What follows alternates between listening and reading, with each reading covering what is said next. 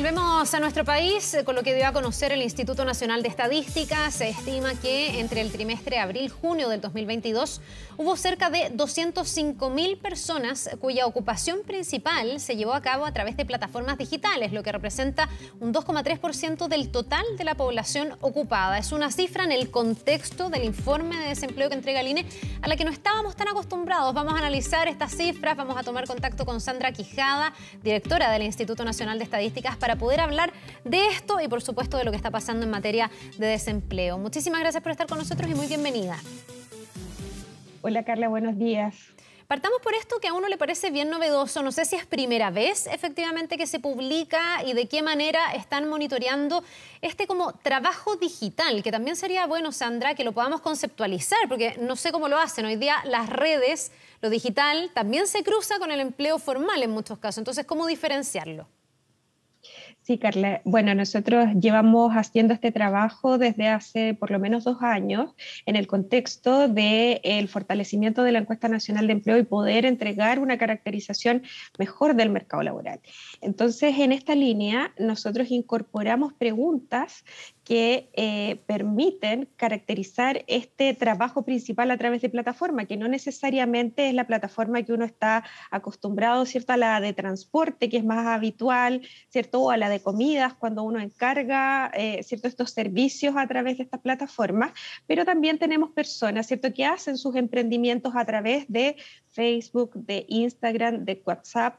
Entonces, en esta línea nosotros hemos recogido esta información, la hemos analizado durante los últimos 2 años y le damos el carácter de experimental porque no hay una definición internacional asociada a este fenómeno. Nosotros iniciamos un trabajo incipiente con la OIT hace un par de años atrás y la idea, ¿cierto?, es poder monitorear y una vez que tengamos la definición oficial que va a salir recién el próximo año, podamos hacer algunos ajustes si es que es necesario. Pero en ese contexto está esta estadística, es primera vez que nosotros la ponemos a disposición del público y de ahora en adelante, cada vez que nosotros entreguemos los resultados de empleo, va a estar también estas variables disponibles para su análisis. Perfecto, entiendo que falta ese concepto oficial, pero me imagino que hay algunos criterios como para poder diferenciar cuando una persona me está contando que además trabaja a través de una plataforma o que en esa plataforma está el sustento de la vida de las personas. Yo no sé si ahí puede haber un criterio, cómo lo enfrentan con las personas que tienen que contestar esa pregunta. Lo hay porque en el fondo nosotros partimos por la estructura tradicional del levantamiento de la información respecto de la ocupación. Entonces, en el fondo nosotros primero definimos a la persona ocupada y luego la característica de a través de qué empresa o de qué, digamos, sector económico o actividad o la forma en que realiza su trabajo.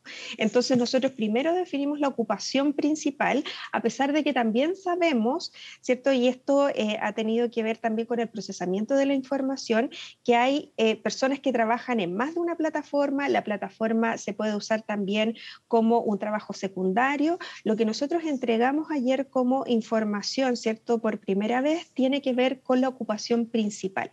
Entonces, en el fondo, primero definimos a la persona ocupada, su ocupación principal, y luego la caracterizamos y observamos, ¿cierto?, que tenemos un 2% de la población que está, digamos, haciendo su actividad principal en plataformas digitales.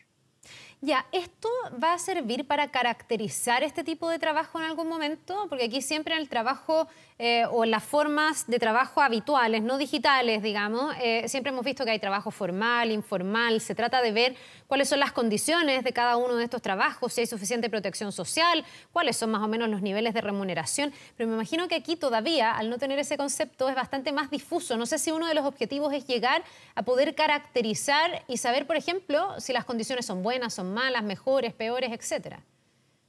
Claramente sí, porque efectivamente nuestra encuesta sigue manteniendo su mismo nivel de preguntas. Entonces, al agregar esta nueva dimensión, nosotros podemos caracterizar un poquito mejor a esta población.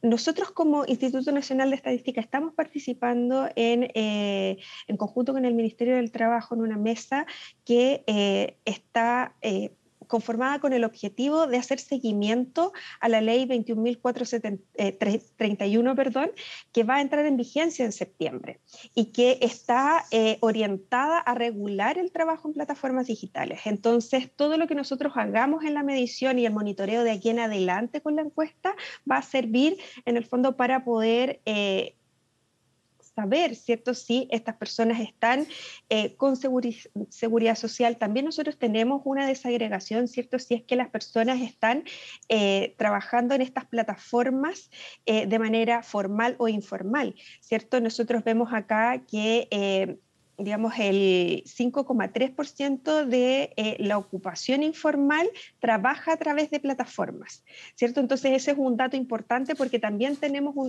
otra parte, ¿cierto?, de la ocupación formal, donde solamente el 1,2% de las personas se desempeña a través de plataformas. Entonces, esta caracterización va a permitir, ¿cierto?, definir si hay necesidades de cubrir seguridad social, si la ley se está cumpliendo, porque hay un plazo también para que esto se cumpla.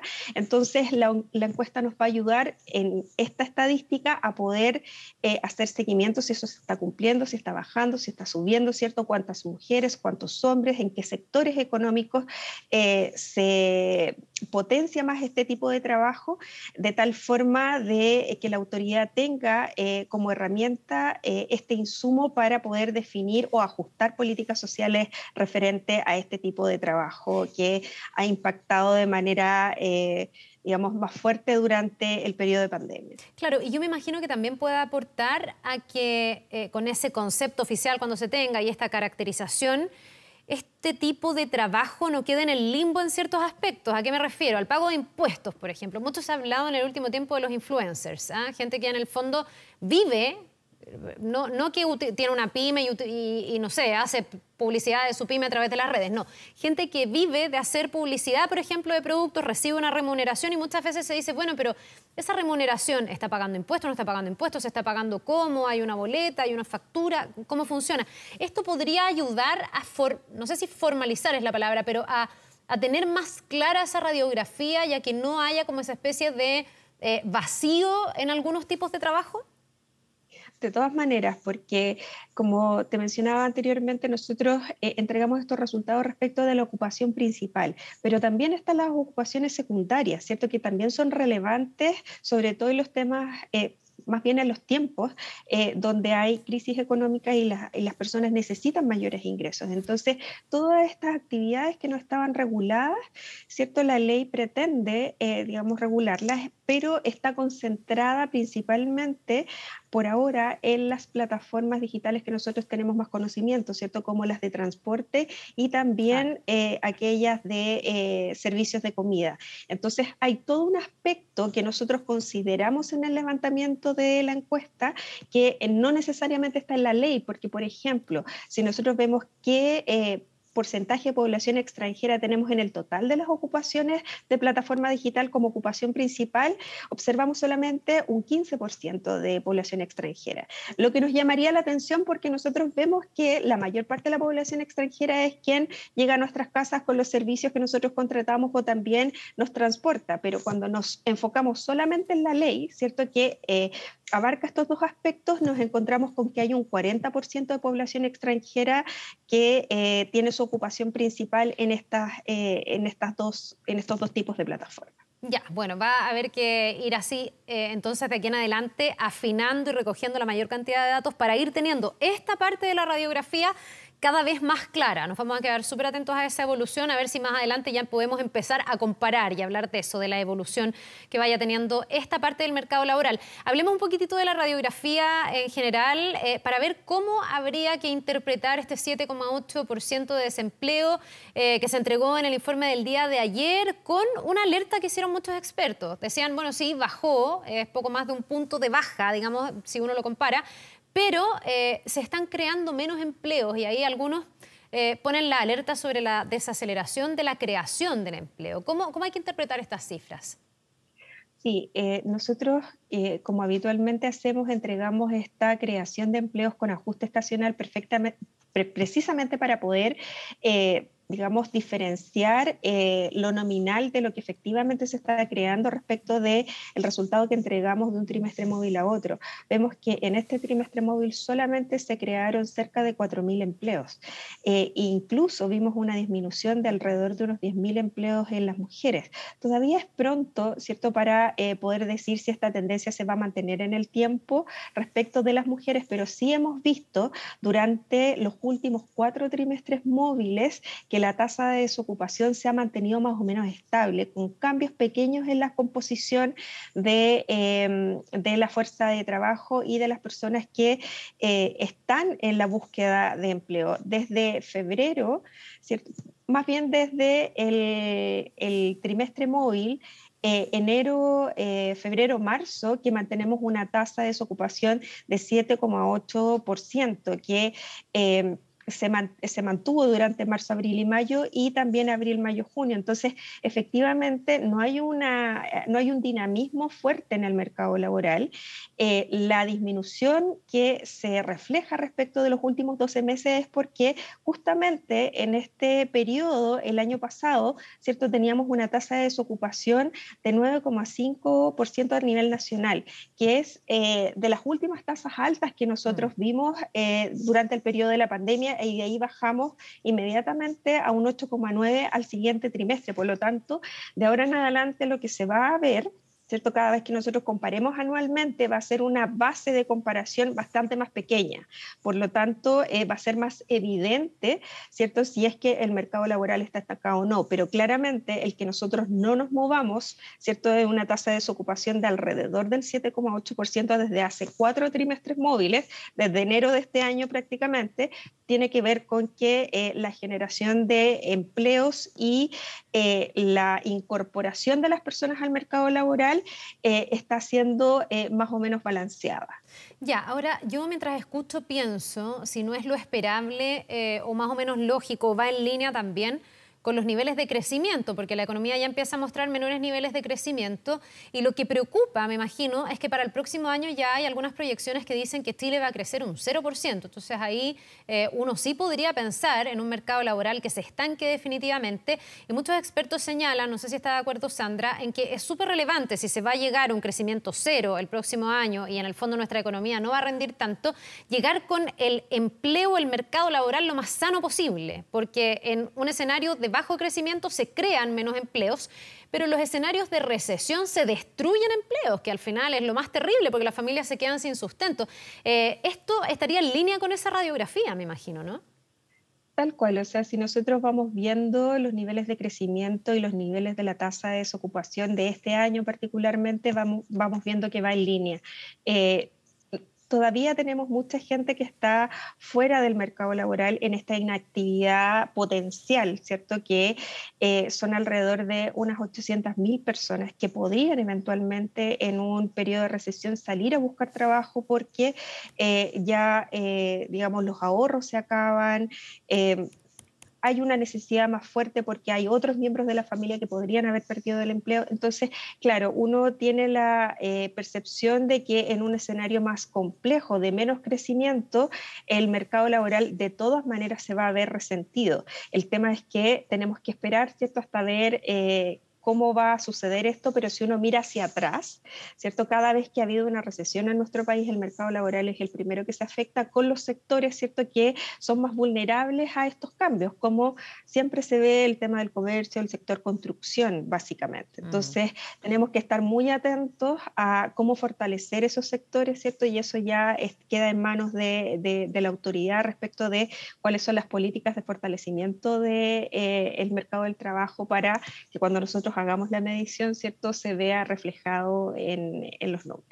Ya, ahora ahí sigue siendo un énfasis importante, me imagino, lo que se puede hacer en torno al mercado laboral femenino, porque aquí nuevamente vemos la brecha y el rezago que se acrecentó además durante la pandemia. Se han hecho intentos en todo caso, IFE que está sobre todo vinculado a mujeres y jóvenes, pero pareciera ser que no alcanza todavía a ser suficiente, porque no termina revirtiendo esa brecha, ¿no? No todavía, de hecho, tenemos todavía un poquito más de un 2% de tasa de participación femenina que no se ha recuperado.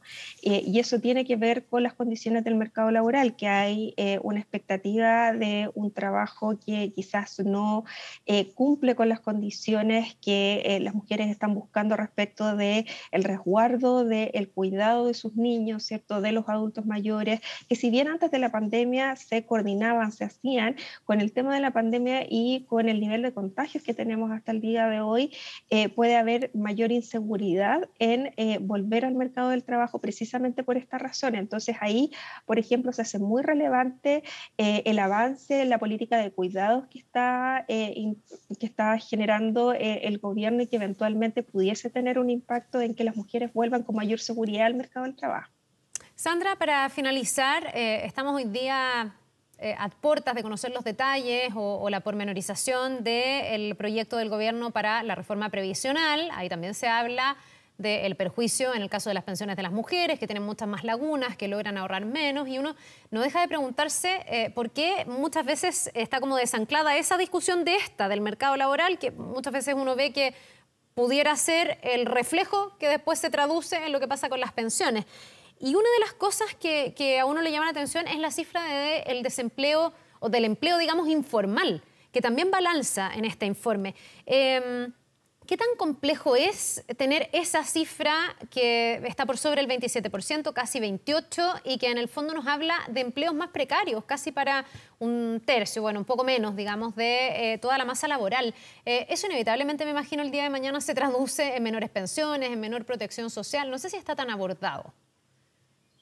Claro, ahí desde el punto de vista de la información está, ¿cierto? Nosotros entregamos la información de informalidad y también en los datos de los trimestres móviles que entregamos mensualmente está la caracterización de las personas que cotizan o no en el sistema de pensiones.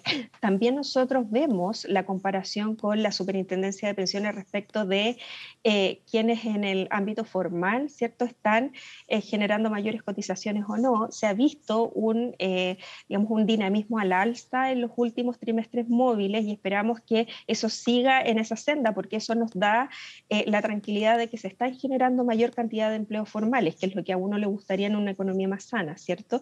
Pero también tenemos que hacernos cargo de aquellos asalariados informales, que son aquellos que tienen convenios de honorarios, ¿cierto? Que son más allá de un producto que, por ejemplo, tienen convenios anuales y que no están siendo no están generando el pago de la protección social referidos a salud y pensiones, ¿cierto? Entonces, los datos está en la posibilidad de analizarlos, ¿cierto? Y digamos que en términos de la carga que podría generar a cualquier gobierno el no tener un número importante de personas, ¿cierto?, con ahorros propios o en la modalidad que se generen para el futuro, se hace más complejo si no se toman estos antecedentes en cuenta, que yo entiendo que digamos, las distintas comisiones que están analizando esta